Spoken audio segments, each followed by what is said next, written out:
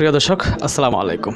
এই যে আপনারা ফুটেজটা দেখছেন, যে ব্যক্তিটা সাগরে গোসল পড়াইতেছে, আপনারা হয়তো ভাবতে পারেন যে ওনাকে এই দিনের বেলায় কেন সবাই মিলে সাগরে গোসল পড়াইতেছে। তো উনি আসলে আপনার মানে সবুজ পাতা সেবনকারী। উনি গিয়েছিল খুব গ্রহণীয় সবুজ পাতা কিনতে।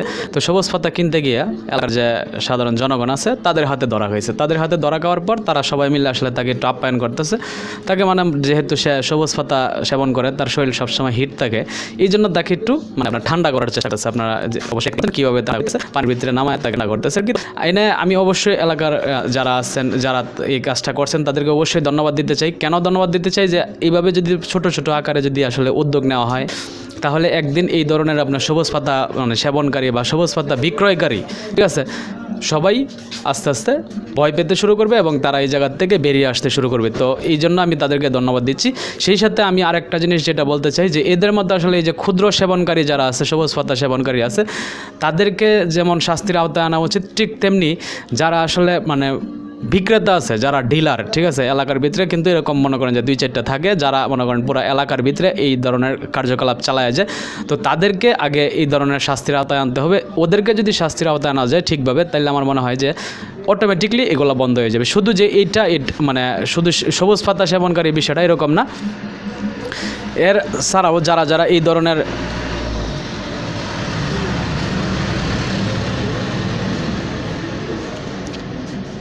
আপনার ভালো ভালো জিনিস খেতে আগ্রহী, পছন্দ করে, অনেক সময় অনেকেই দেখি আপনার অনেক ধরনের আপনার ওষুধ খেয়ে থাকে, ট্যাবলেট যেটাকে বলা হয় আর কি, এই ধরনের ট্যাবলেট সেবন করে থাকে। তো তাদেরকেও যদি এইভাবে আসলে এলাকার জনগণ একত্রিত হয়ে সবাই মিললে যদি তাদেরকে ব্যারিকেড ধরে, কারণ তারা হয়তো হাতে গোনা 2-4 জন, ঠিক আছে, তাদেরকে এলাকার মানুষ যদি আসলে একত্রিত হয়ে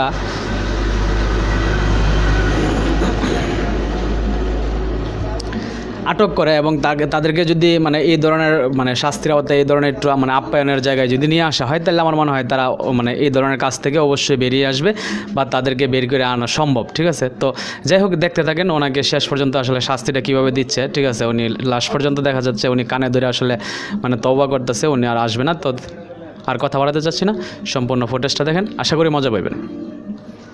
ধন্যবাদ সকলকে, আসসালামু আলাইকুম।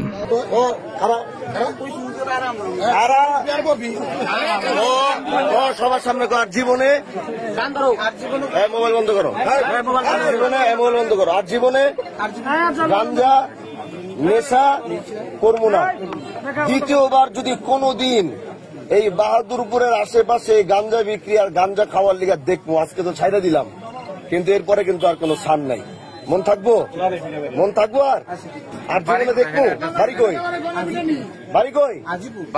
বাপের নাম কি? কার থেকে গাঞ্জা কিনতে গেছিলি? হ্যাঁ, দেয় নাই। দ্বিতীয়বার আর কোনোদিন যদি দেখবো, একবারে খায়া ফেলামো। কিন্তু যদি আর নেশা আর গাঞ্জা দিয়ে বাহাদুরপুর থেকে চুকুড়ে এলাম, যদি বাহাদুরপুরে দেখি, মনে থাকবো? আলামিন ভাই, হ্যাঁ মনে থাকবো।